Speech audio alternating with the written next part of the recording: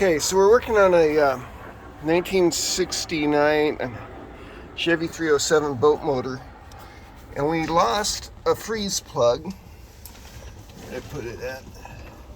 You can see this one's, there it is. It's been rusted out. She's seen her days. Yeah, she popped out over the freeze, right where my finger is. That is a rubber freeze plug. I'm going to take the motor mount and unbolt 3 bolts there, 2 bolts down here. Sorry for the conditions here, it's a little windy, but unbolted this one all the way. This one's still got the nut on it, and then we were able to pull the plate back. The way we've got it wedged is a 15-inch piece of 2x4 running from the frame.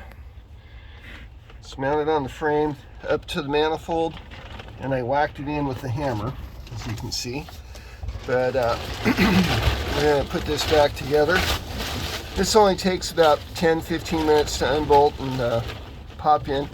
When you're putting the freeze plug in, the rubber mount freeze plug, make sure you use something to press in. I used a long screwdriver, and we pressed in on the metal bracket just to hold it in place. That way we can get some pressure on it.